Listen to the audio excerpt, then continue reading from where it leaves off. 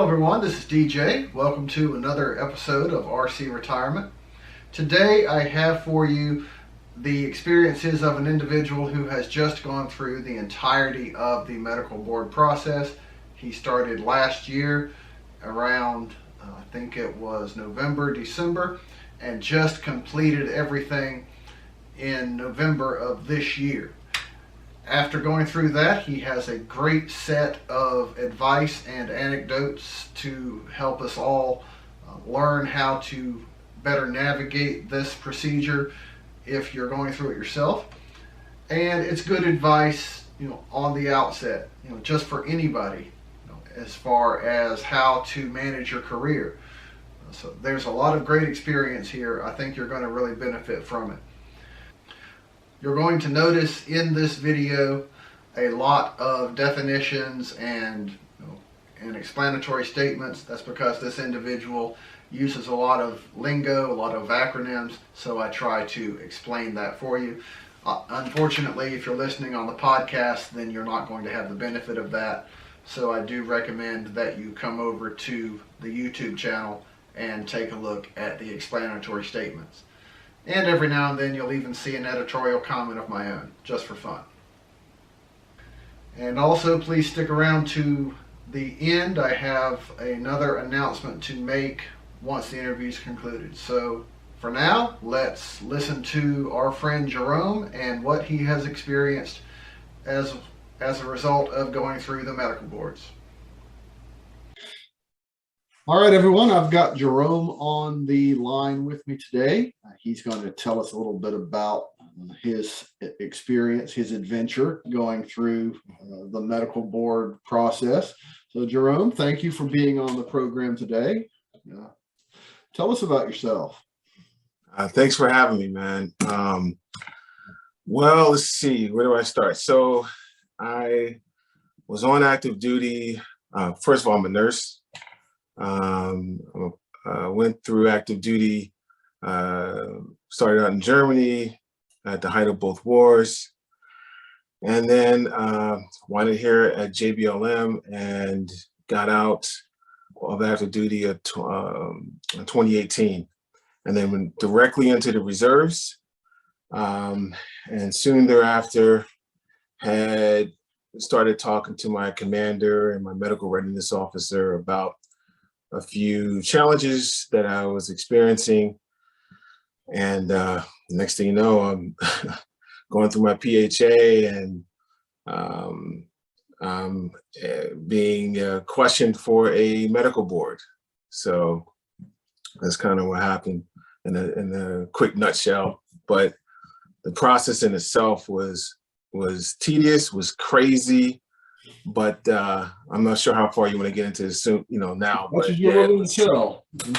All right. We're here. Okay, cool. So I started, like I said, I started having some challenges with medically, and started talking to my commander. At which point in time, we did some evaluations and was sent down to speak with Miss Salita Vizi over at Camp Pinellas, and she worked with me on with my physical profiles. And before, let me just say, hands down, my med board process, I have had a very good team of people working with me and working on my case, from my PEBLO down to the RSO, down to my Office of the Soldier Council, lawyer. Everything has really worked out pretty well. There was the thing that I had to really be concerned about is what this process truly is and what it truly about. And so I had to educate myself from the beginning to the end. So during the MRDP phase, where I really didn't understand what a T3 was, didn't understand what a P3 was. And so Ms. Salita Vizi, who kind of was like the person who kind of prepped me for going to the board, had basically was monitoring me, and I had to continuously go to my physicians and get evaluated. And then my profile came back, eventually moving from a T3 to a P3. And at that point, we had two signatures on that profile. One was from my provider, and the other one was from the approval authority. So I started the med board December of 2020. And so after that, when I got into the board, I went to an orientation. No one really kind of told me there was an orientation. I just went to the LDES building or the IDES building and said, hey, I'm under the assumption that I'm in a board and I need to know more information about this. I didn't have a PEBLO assigned, and they were gracious enough to let me at least come in and go to the orientation. So I went through the orientation, and that's where I learned all about the different phases of the MEB and the PEB, and who were all of the players that were involved and would be involved in my case. So I started in December, like I said, and then next thing you know, here it is March, and I still haven't heard anything from my PEBLO, but because I wasn't assigned, here it is March, I get a call from a medical readiness officer that there needed to be an LOD performed for one of my referring conditions, which happened on active duty. And all of these conditions that I was referred for happened on active duty. And so after that, that LOD period was kind of crazy because it took about 3 months for them to gather the information, kick it back, figure out like, oh wait, he's in the reserves, he's not on active duty. Did he present his case before 12 months? It was very interesting. And so thank God I went through the orientation, because I know that there was an ombudsman, Ms. Debbie Denton, who would help and work with you on these types of challenges. So I reached out to her, and she worked through the office of the Surgeon General, went and talked to the individuals to kind of move the LOD along. That took, let me see, it took until, it started in March. I did not get finished with the LOD process until June. It's about 3 months. And so therefore, after that, then I finally started the med board process. I got a call from my physician, the med physician, and he wanted to go through all of my conditions. And I told him everything that that I thought was of a concern from head to toe, and he wanted to hear it all, to include a condition that was not a part of my original referring condition. And I'll say it was my right knee. And so he said, well, we can't add anything right now, but let's go and take a look at the documents, and I'll figure it out, and we'll see what we can do throughout the rest of the evaluation. So after that, I got a call like, hey, here's my MSc officer. And mind you, I was already evaluated from the VA previously when I got off active duty in 2018. And so, and I'm 100% permanent in total. And in just discussion with my VA MSc officer, it was more of a, hey, if you're going through a medical board, you will, whatever you write down, they will evaluate you on. And so I didn't really, at this point, want to, claim anything else differently, because nothing's changed and I've already claimed everything. I just wanted to go through my referring conditions. So as I went through my referring conditions, we filed for that, went and saw my QTC doctor, and he asked me, he told me, like, you're here for these, other 2 conditions. And I also mentioned to him that, yes, I'm here for my right knee as well. And he said, oh, well, but we only have you here for those two conditions. I said, absolutely. But here is the clinical documentation that shows that I've had challenges on active duty as well as now. So just putting it out there. So he took the medical records, read the x-rays. He said, okay, let's do an exam. We did the exam. He said, I want to take some radiographs of your right knee. I said, okay. So we went to the back. I got radiographs. He sent all that information over to my med physician. And then it became a situation where, because I did not claim the right knee, and it wasn't on my original claim when I claimed it with the MSC officer, that they had to figure out how to get it on my profile. So they worked with my PEBLO to adjust all that. And next thing you know, I have the right condition on my profile, my right knee on my profile.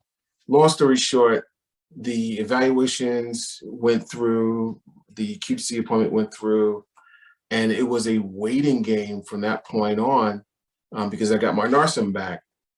And when I got my NARSUM, it was like a stack of papers like this. And so I'm like, and I got 5 days or so to figure out exactly if I'm going to sign, if I'm going to agree, if I'm not going to agree. And so I took that time to really go through the NARSUM and really go through the exams, and to see if I agreed with those, with that story, because I'll tell you, DJ, I believe in a medical story. Your body is telling you a story. The question is, are you really listening? Are you really listening to 98.6 YOU, right? Because that's the story that your body is telling you. And that story has to be reflective in your medical records. And as a nurse, I advocate for that. And so I advocated for myself. I made sure all that was in my medical records, because that was my story. So the NARSUM that I reviewed, it was exactly what the med physician and I discussed. And then also the exam was true to the story that I was telling them, and what the story my body was telling. So then I waited probably another 3 months, and I finally then went to the PEB. And then at the PEB, of course, they went through determining if I'm unfit or not. They got my ratings back. And then from there, they decided that I was unfit, and then proceeded with the 199. And then I was medically retired. So I finally finished here November the 3rd of this year, 2021. And it's been, like I said, a very interesting journey, one that I'm telling you, I get it. It's a rough journey. And if it wasn't for me reaching out to you to kind of understand the process in itself, I would have been lost in many different ways. So I just want to publicly say thank you for the consultations that we've done to kind of help me understand and walk through this process. Very glad to help. Sounds like you had like the perfect alignment of stars in order to get the right support while you were going through IDES. I'm really surprised and pleased to hear that. Yeah, I did have the support, but I would say it's because I reached out and built those relationships with those individuals, right? Had I not gone through the orientation and taken it seriously, had I not gone there and listened to who the true players are. So like I said, I approached this, and we talked about this offline, I approached this from a battalion commander perspective, right? Who's in my S1, S2, who are in the S shops, right? Who's in my S1? And in that, from my perspective, from prepping the field, is everyone, is the RSO, is the PEBLO, is the legal counsel, is the ombudsman, it's me, right? It's everybody that's there who has a piece in a role. My MSC officer, there was a challenge when we were waiting for the results to come back. There was a big lull there about a month or so. And I had reached out to my MSC officer to say, hey, I heard that there's a challenge with getting the numbers back. Is there something else I need to add? And she said, oh, you know what? I got to make a phone call. And she made a phone call, sent me the email the next day. The numbers were pushed over for the PEB. So it's building those relationships and understanding who they are and reaching out and asking them the questions. Miss, Debbie Denton. I'm putting names out there today because it's not, we always hear negative things, right?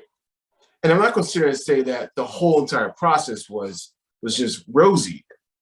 But what I will say is that it tested my patience, right? It tested just my ability to wait, and also but also to build those relationships with these individuals. Miss Debbie Denton, I have talked to her and I asked her questions like, what regulations apply to me today that I need to be aware of to make sure that I understand the environment that I'm operating in? And she willfully gave it to me. My Miss IDES here at JBLM willfully gave me the information that I was looking for, because from a legal perspective, right? She put me in touch. She's the one who put me in touch with the lawyer before I even had a PEBLO assigned. But that's because I developed those relationships with those key people. And what I saw was, we were in a room of just a lot of soldiers who were like, okay, got it, got the process. And he rammed all this information down your throat and you walk out and you're like, okay, what happened? Any advice that I can say to anyone who's going through the process, the orientation that you get, it is what it is. However, build those relationships with those key individuals, because when things happen, like if the PEBLO wasn't available or didn't answer your call or didn't respond, you do have other people like the Office of the Soldier Council who can actually give you that information as well. And you kind of move forward and understand. So understand the area of operations, understand where you are.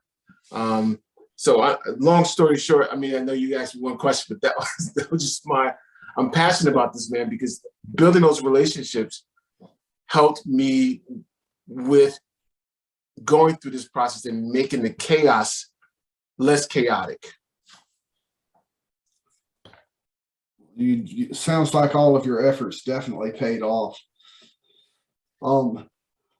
So if you were to give some advice to someone just going into the medical board IDES process, other than what you've just said, which was phenomenal, what advice would you have? The other piece of advice I would say is once you kind of build those relationships, the next step is you collect your medical records and collect, I would say, the regulations that apply to you at that time. We know that regulations change all the time. However, get the regulations where you understand what the different phases are in order for you to operate in. The other thing is, yes, there's a lot of barracks lawyers. Don't waste your time listening to what Big Reg and Little Earl and CC and my neighbor and all those. Don't waste your time with that. The advice that I would give you is know what you're getting into from the beginning to the end. And what I mean by that is, yes, the lawyer has a lot of the information, is the expert on the regs. However, you need to know something about those regs, right? The medical board is a medical, has a medical piece to it. It also has a legal piece to it. It has a financial piece to it. And then it also has a resiliency piece to it. So if the advice that I would give to you is try to connect with someone from a medical side, when you go through your medical records, what are you actually looking for? When you go through your medical records, what are you looking for? So connect with someone who, if you don't really know the terminology or the prognosis of a diagnosis, you should maybe connect with someone like your physician, or many of us have healthcare professionals in our families, to help you kind of figure this piece out, right? Go through your medical records, go through the regulation, and then also understand the financial piece. I had no problem in calling DFAS, 100%. There was a question, there was a situation where we went through our entire board and I was informed that, oh yeah, congratulations, you went through the board. you will receive your retirement pay from DOD when you hit 60. And it's like, really? That's not what, yep, I'm telling you right now, you're on the reserve side, you're getting on the reserves, that's how it goes. And nothing against this gentleman, but he then called me back the next day after I had a conversation with my PEBLO, after having a relationship with her. And she then contacted him and informed him that he doesn't need a 15-year NOE because he's going through an IDES process, and that because he's going through the IDES process, he will medically retire now. So therefore, any type of financial payment that comes from DFAS will happen now. And so he called me back and said, you know what, I'm sorry, I thought you were being medically separated. I didn't understand you were going through the board. So I apologize, but you still may not get anything. Well, regardless of what it is, the fact is, take the time to build the relationships, know the regulations, and then take some initiative and make the call. So I contacted you, we had some conversations. Obviously, you already, kind of told me from a consultation perspective about the VA offset and what that could potentially look like. And so therefore, I also confirmed that with DFAS. And there is such a thing, such as a person going through an IDES board who is in the reserve and not on active orders. There is such a thing. There's such a thing that a person can go through the reserves and not on active orders and can go through and receive a VA offset. There is such a thing. So knowing that information gives you enough to walk into the board. So last thing I would say, I know you asked me, like, you just asked me one question. I'm just hitting it, man, but I'm sorry. Go for it. I'm passionate about it. The last thing I would say, I liken the med board experience as a surprise birthday party, right? It's kind of like, my wife is driving me around, taking me out. I'm just driving around. You're kind of like, I'm in the passenger seat, she's driving. And it's like, okay, I don't know where I'm going. I don't know what's happening, which is kind of like the MRDP phase. I don't know what I'm doing. I don't know what's going on. And then she calls me and says, hey, she gets a call and says, she's all right, I'll be there in a few minutes. Next thing you know, we make a right, we go downstairs, we go into this building, we go downstairs to the basement, turn the light on, surprise. And I didn't know who these people were, none of that great stuff. The med board and getting into it is kind of like that. I liken it in that sense, where you're in the MRD phase, you're just like kind of rolling around, don't really know what's going on. I'm constantly seeing the physician, don't know if I'm getting to the board. I'm in the passenger seat. Obviously, the Army is driving the seat. And then, I go downstairs in the basement, turn the lights, click, surprise. And it's all these people, such as the RSO, such as the ombudsman, all these individuals in the room that you don't know, and you're caught off guard. And that happens often. People walking through, the med board, it's like, you don't know the forms, you don't know the documents, you don't know, you're not really prepared. And the one thing I can stress is prepare. While there's all these lulls that happens, prepare. Take the time to prepare. And the reason is because it's for you. It is you. It is YOU. So the question that I would have to your audience is, do you know what your medical story is? And then second of all, do you know, or are you willing to own that medical story? And then third, are you able to communicate your medical story to others, such as the physician, such as the QTC physician, such as the VA rater, that they can understand your medical story?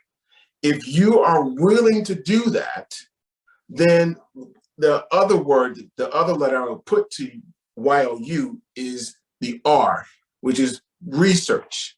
So when you take a look at that whole entire picture, YOUR is your board. It's not my board. It's not DJ's board. It's no one else's board. It is your board. So do you know your medical story? Are you willing to own it and really own that? Like, wow, I'm not as on point as I used to be. Are you willing, ready to own that? And then how are you going to communicate that story to the rater, to the physician, to everyone to make sure your story matches the regulations and also matches what you and your body are telling you? Awesome. Now, just an opinion question. Since you've been both active and reserve, then maybe you can add some context or some perspective to a theory I've had for a while about the physical evaluation board liaison officers, the military service coordinators, even the Office of Soldier Counsel. The theory I've had is these people are trained from the active duty perspective and therefore are unfamiliar with how things work for reservists and how to properly counsel reservists. So having been on both sides of that fence, what would be your perspective of these people and what they're doing? Well, I would tell you this, that I was considered to be like a unicorn. And I totally was like a unicorn in this situation. And that just was all throughout. It's like, wait a second, you're not, this process is for people who are on active duty. Kind of like, what do you mean? Were you a reservist on orders? Oh, you're active guard, right? Or active reserve? No. Well, how did you get into the board? I mean, the IDES is for active duty, guard, reserve, TPU, doesn't matter, right? Like, so, right. So I think that their focus, and rightfully so, because they don't really see too many of us. And I will say that even down in speaking with an RSO, that they were like, well, I'll give you an example. You went to an active duty RSO? I went to an active duty RSO. KBLM? Yeah, I went to an active duty RSO, and I asked a question. They were very helpful because I said, hey, I'm in the reserves. I know how it goes. I get it. But I'm here to get the SBP election. I don't even understand what that means, but whatever. Can you help me? And they were very helpful in getting that piece of it. The question that I did have, though, is about, again, the offset. And so because their focus was, well, did you do, according to regulation, so-and-so, did you do 20 years? No. Okay. So if you didn't do 20 years, there's no way that you're going to get X amount of checks. You're going to get just the one VA check, and that's just how it goes.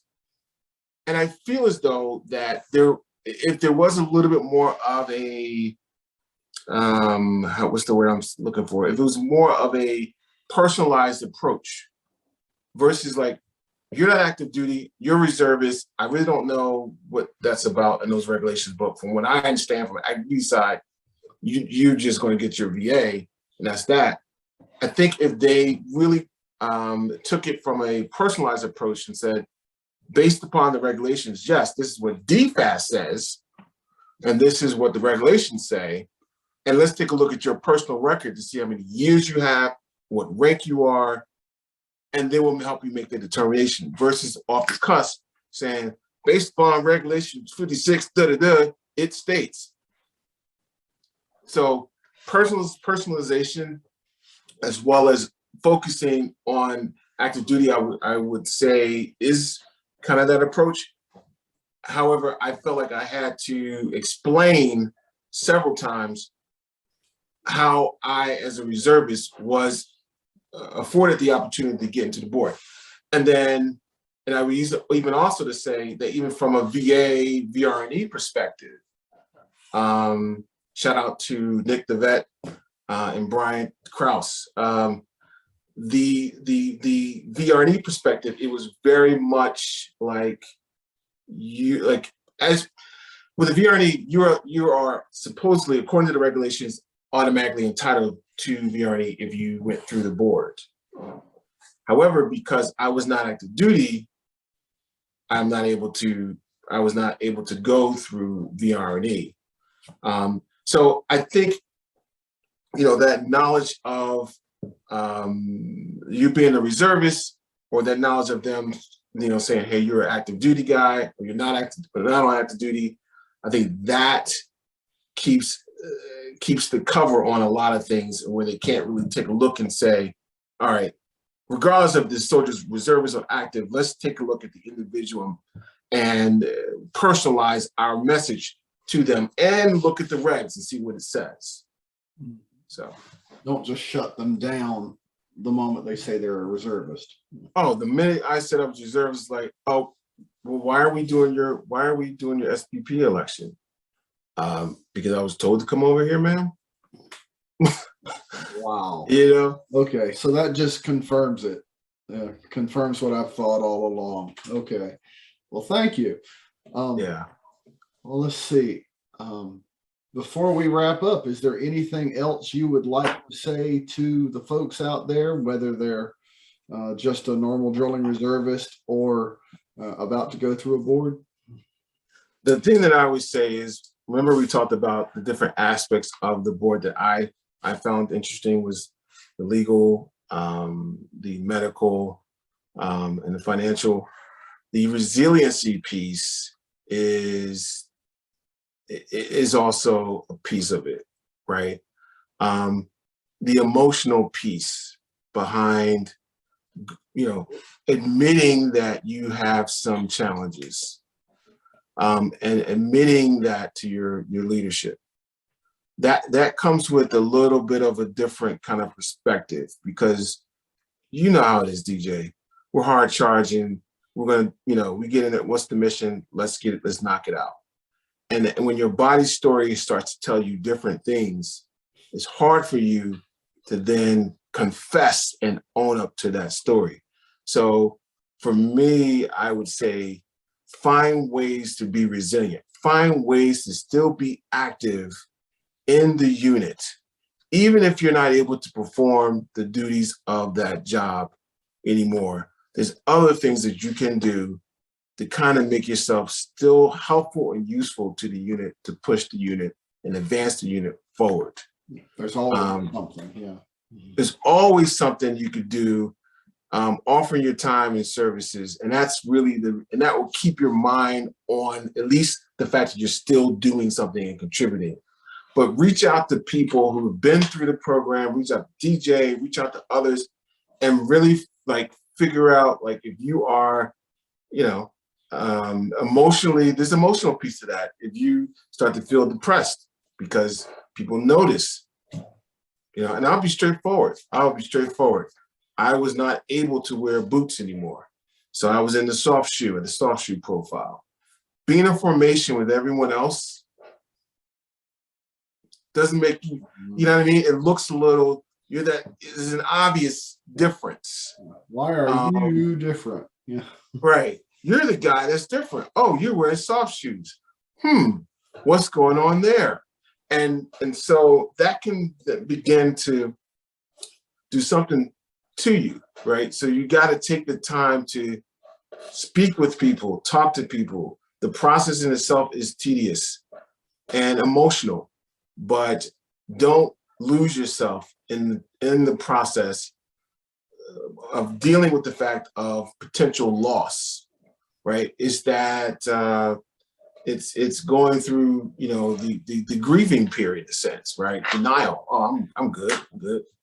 Anger, you know what I mean? Bargaining. So it's going through all those different phases of grief, and then down to the point where I'm medically retired, and then it's what's next, right? That transition between going through all the medical stuff and then legal stuff and then the financial stuff. And then it's the what's next stuff. Well, what is next? And that journey to define what is next for you is one of the interesting journey that, if you're willing to take it, will lead to other things, to lead to other emotions. And so what I would say is, if you're wondering what that next step is, try to be the boss. Try to be of service, selfless service to other people. Be of selfless service to other people. Give back. I'm looking to join the American Red Cross with my man Jason Matheny on Joint Base Lewis McCourt to see how I can still help back and serve. Even though that I am medically retired and medically retired from serving, I'm not retired from service. So that is the one big piece of advice that I would give anybody in your audience that who will be listening. And one thing I would add is, since I grew up in combat arms units, so I knew that mentality of, if you're claiming any sort of medical issue, then you're just a sandbagger, a dirt bag. So a lot of people would eschew it, nope, I'm good, I'll carry on. But that bites you later. If you've got an issue, at least get it diagnosed and documented, because that helps out a lot when you get to this med board process. You don't end up like I was, having to try to come up with everything, in some sort of documented fashion, in the last couple of years. So yeah, do it a little bit all through your career, and it's not a problem. If you're having to jump through hoops at the end, it either won't be there at all or it won't be accurate.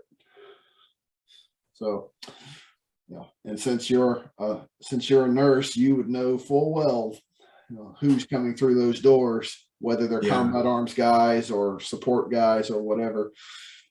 So you've seen it yourself. I've seen that over in Germany. We were there in 2009. So I'm telling you, you're absolutely right. This is the last thing I would say, DJ. If we know that as we're going through the process, right, and this applies to people who are ETSing and getting off active duty and deciding whether or not they want to file for a claim. I see so many. One of my buddies called me yesterday and said, "Hey, I'm filing, for my VA stuff 2 years later."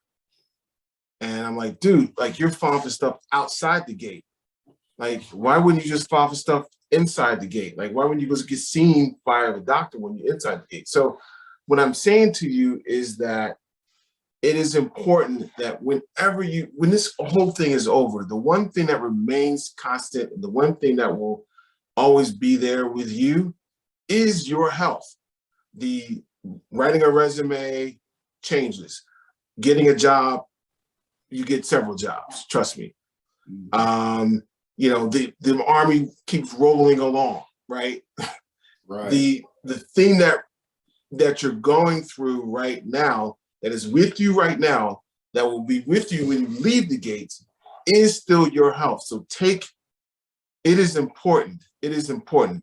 Please take the time to go and get seen by medical before you leave. And even if you're in the medical board and this is something that you don't agree with, that you believe you want to claim, please make sure, work with your MSC officer, talk to your lawyer, and get those things done. It's not over until it's over. Right. Because it's harder on the other side. I'm with the DAV, and I just listen to these guys talk about how they're still fighting for appeals years later. I mean, years later, like 5-10 years later. So a whole lot easier when you're still in. Take the time. And as far as fighting while you're going through the board, I'll just recap a bit of my own experience. My first determination for a rating was 20%, because on the Army side, because they only considered my knee injuries, and they didn't even think about the migraines that I'd been having once or twice a week for the last several years. So you can always appeal beyond the informal PEB to the formal PEB. That's typically an in-person board, a personal appearance board.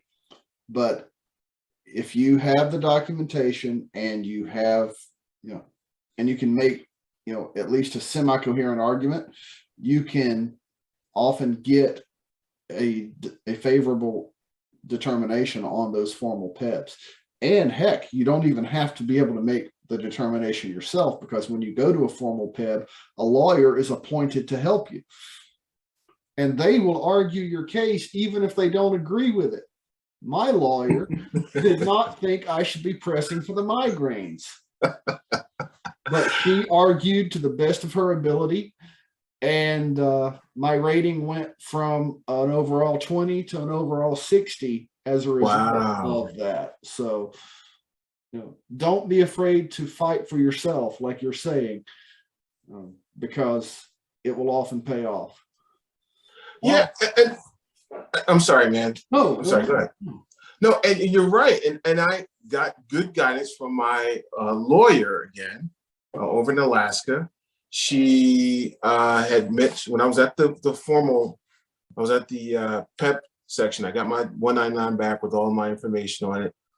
And she says, you have like, I think it was 5 days. I'm not sure how many days you had to sign. And I needed to really, it was 10 days? Okay. I think. And so I didn't know this, but she was like, listen, you can get an extension. I could request with the PEBLO to get an extension to give you more time to really think this through if you want to go through the informal. I think it was a written kind of a scenario where you can write up everything and then submit it and see if what their response is. And then if you don't agree with that, then you can do a formal. And so I didn't know that you can get that extension. Basically, as an old warrant officer said to me once, there's a waiver for everything. So yeah, you can get the extension. Yeah, got that extension, took the time to think about it, talked to my wife, and I just decided like it's time for me to go. It is definitely time for me to go. So yeah, it's been a wonderful ride, man. Yeah. All right. Well, I think we're good. I thought we were going to be talking for 15 minutes or so. This has turned into a good 45 about this. So outstanding. Oh, cool. Or maybe about 40. But awesome. Well, thank you so much for being here today. I'll give you one last chance to say anything you like, and then we'll close out. Yeah. No. So what I want to say is, I want to give a big shout out and thanks again to all of the players and people that was in my S1 shop. And I'm gonna name them from, if I could spend 2 minutes to name them really quick, because there's somebody at JBLM right now who needs to know who these people are, right? And so hopefully they're watching this when it comes out. Hopefully they are. But yeah, definitely Teresa Coleman, my PEBLO, Miss Bird, my MSC officer, Debbie Denton, hands down the best ombudsman around. Sean Pierce, another great ombudsman. He's the one who clued me in and told me like, hey, did you talk to VR&E? Like, you probably need to think about that. I didn't know about VR&E, the Vocational Rehabilitation and Employment Center. Miss IDES, the paralegal, who helped me. Miss Salita Beasy, who's out of Campanellis, who kind of like did a lot of the preliminary work. Major Bass, my medical retention officer. Major Herring, perfect, wonderful nurse. She is actually the nurse manager now for the whole entire nursing series, I believe, from the reserve side and maybe the active side. But a very, very good advocate, a very good nurse, and another one who really took the time to walk me through and help me with some of my concerns and issues that I was having at that time. So all those individuals are people that I think, and also, by the way, definitely take a look at SFAC, which is, I believe it stands for Soldier Family Center. But if you take a look at the transfer of benefits for your VA, for your educational benefits, there's something that's going on there where if you transfer one month or so, when you get off of active duty, You're talking about transferring GI Bill benefits. Yeah, just talk to the SFAC folks over there. They'll take care of you.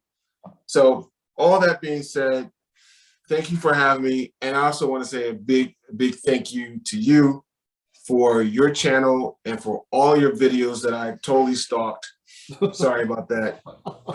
But I just want to say a big thank you for you. You are adding a lot of value and content and awareness to many of us who are going through the process or about to go through the process. So thanks. My pleasure. And now you're just as guilty as I am. You're helping others learn from your experience, and I appreciate that. Thank you for that. So Jerome, thank you for giving us your time today. And I'd actually be very interested in hearing how things go for you in the future. So please keep in touch. For sure, for sure. All right. Have a wonderful day. All right. Take care. Okay, so that's what you hear from Jerome. He had, as I said, some great advice, some wonderful stories, and even decided to drop a few names of actual people. You know, if you happen to be in the Joint Base Lewis McChord area, then you can take advantage of those people as well. But his overall advice of build relationships, do your research, make a plan, all of that is valid if you're going through the medical boards yourself. And also, if you're not, just making sure that any medical procedures you have or medical conditions you have are documented, so that if you ever do come up to this situation, you're prepared and you're not like some folks who have to jump through hoops to make all the documentation appear. Take care of yourself in the beginning and it's a lot easier. So what I wanted to mention, at the end of this interview was Jerome is starting his own YouTube channel as well. In fact, this video is going to be the first one that is posted to it. That's why you saw that plug at the end of the interview for going to RC Retirement or to this channel. So just so that the information he's trying to put out is effective. Also, he is, as you heard, doing his best to help others who are going through all sorts of, as he calls them, challenges in their own right. If he makes that information available, then I will also post an email address for him in the description of this video or podcast, whichever one you're listening to, and we can both help each other help all of you service members out there. So if you have any questions or comments for myself or for Jerome, please put those in the comments section of this video or email me at dj@rcretirement.com if you're listening on the podcast. So I hope this was great information for you. As I said, please keep the information, the comments, the questions, all of that coming, and that can help feed into future videos. So until then, let's all help each other get the info in the right skulls, and we can all benefit from it. Have a great day, everyone. If you liked what you heard on today's episode, then please go below and give it a thumbs up, and be sure to subscribe to this channel. Also, please let other people know about this channel and the information it can provide for them. If you have questions or comments, then please have no qualms about posting them in the comments section below. Please remember the RC Retirement YouTube channel and the RC Retirement website are not recognized or endorsed by the Department of Defense, the Department of Veterans Affairs, or any other government agency. The information presented in these resources are for entertainment and informational purposes only. Also, the content of either of these resources should not be considered financial or legal advice. Please consult with your own legal counsel, accountant, or financial planner before making any decisions based on what you have learned here. As always, thank you for watching the RC Retirement YouTube channel.